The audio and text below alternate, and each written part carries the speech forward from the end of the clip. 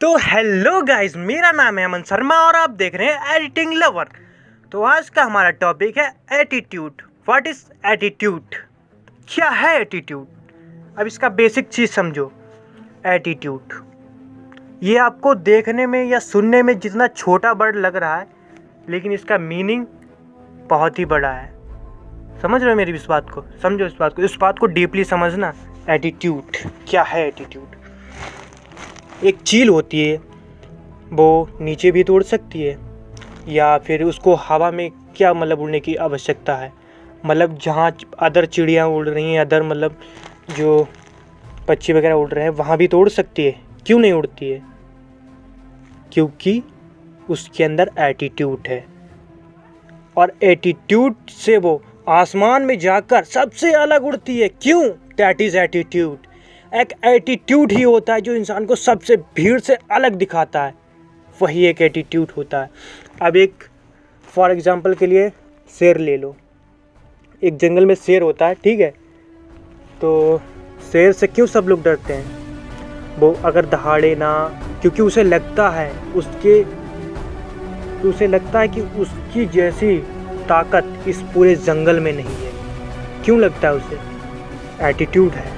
Attitude से बोलता है, एटीट्यूड से दहाड़ता है, बोलता है मैं इस जंगल का राजा हूँ।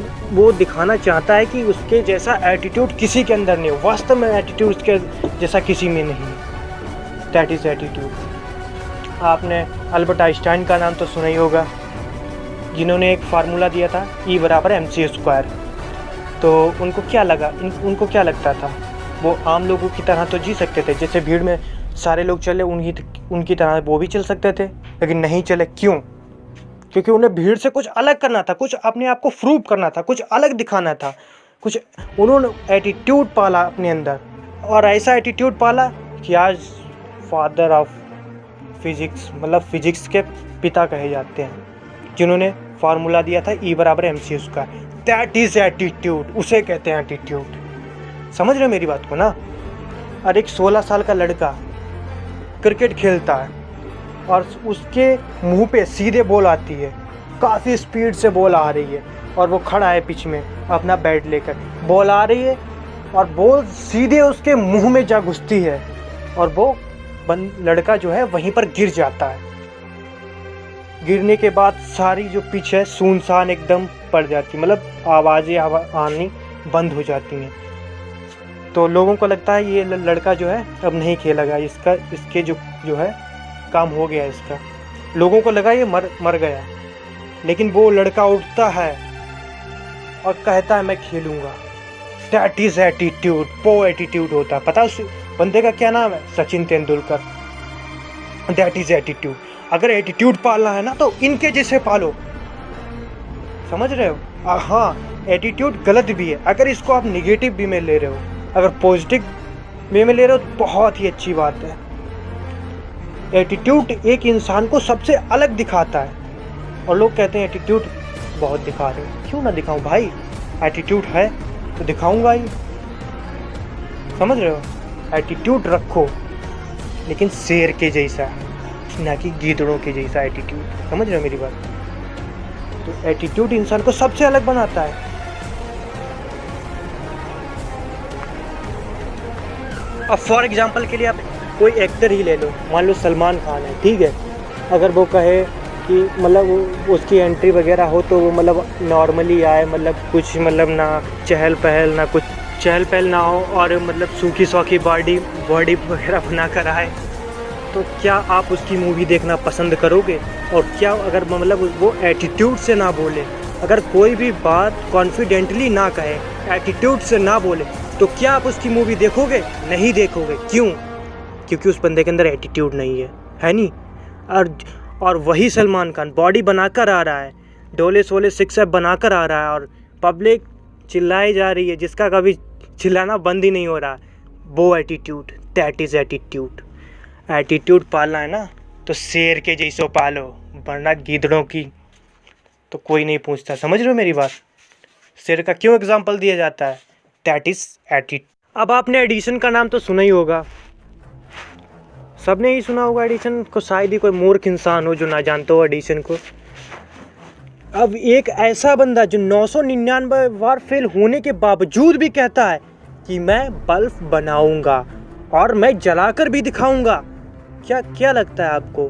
वो हवा में गोली चला रहा है, ऐसे मतलब खाली बकचोदी कर रहा है? नहीं, एटीट्यूड, क्योंकि उसके अंदर एटीट्यूड है। उसे लगता है मैं ये कर सकता हूँ, उसने किया भी। That is attitude.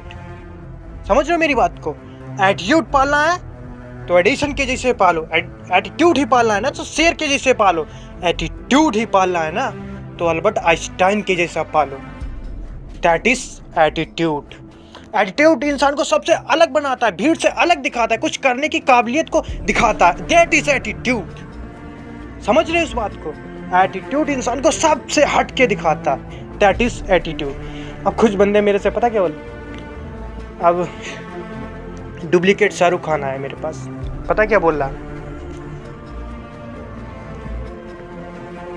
ये क्या मेरे अंदर एटीट्यूड ही नहीं है? ये क्या मेरे पास एटीट्यूड ही नहीं है? अब भैया देखो ना, मेरे अंदर एटीट्यूड ही नहीं है। अब वो बोलता है, सन्नी ओए तेरे अंदर एटीट्यूड क्यों नहीं है? तो बहुत बेकार इंसान निकला, तेरे अंदर एटीट्यूड ही नहीं है। हाँ भैया मुझे भी लगता है इसके अंदर एटीट्यूड नहीं है। अब आपने न्यूटन का नाम तो सुना ही होगा। न्यूटन जिन्होंने गुरुत्वाकर्षण की खोज की थी। समझ रहे हो मेरी बात? तो उनके पास भी एक एटीट्यूड था। अब भाई अपने लोग क्या करोगे? अब अगर अपने लोग पेड़ के नीचे बैठे होगे, अगर सेब नीचे गिर रहा है तो गिरने दो, है नहीं? क्या करना है उसका? अगर मैं कहूँ, अगर आप मान लो पेड़ के नीचे बैठे हो तो मैं आपसे आकर कहता हूँ कि भाई ये सेब नीचे क्यों गिर रहा है, तो आपका क्या जवाब होगा? आपका जवाब कुछ इस तरह से होगा, ये क्या, अगर सेब नीचे गिर रहा है तो मैं क्या करूँ? गिरने दो ना, मुझे क्या करना है? कुछ इस तरह से आपका जवाब होगा, है नहीं? लेकिन नहीं, न्यूटन ने ऐसा बिल्कुल नहीं सोचा। न्यूटन बोले नहीं, ये कैसे गिर सकता, ये नहीं गिर सकता धरती पे, ये धरती का नहीं है, ये धरती का है ही नहीं, ये नहीं गिर सकता धरती पे, ये गिरा कैसे आके? फिर वो बोलेगा हाँ भैया ये गिरा कैसे, मुझे तो पता ही नहीं ये गिरा कैसे नीचे। मतलब उस बंदे ने इतनी, मतलब सेब नीचे गिर रहा है, अपने लोग यही सोचते हैं, अपना लोगों को जवाब यही होता है भाई गिर रहा है तो गिरने दे, तेरे को क्या जा रही है? लेकिन नहीं, उस बंदे ने ऐसा बिल्कुल नहीं सोचा। उसने उसकी रीज़न, मतलब उन्हें जानने का कारण, गिरने का कारण पता किया। What is this reason? क्या हो सकता है कारण ये नीचे गिर रहा? ये ऊपर क्यों नहीं जा रहा? ये दाएं क्यों नहीं जा रहा? ये बाएं क्यों नहीं जा रहा? ये ईस्ट वेस्ट नॉर्थ साउथ किधर भी नहीं जा रहा? क्यों नहीं जा रहा? उन्होंने जानने का पता किया क्यों नहीं जा रहा, और फिर तो आप जानते ही हो उसके बाद की कहानी। That is attitude. All right, let's become successful together.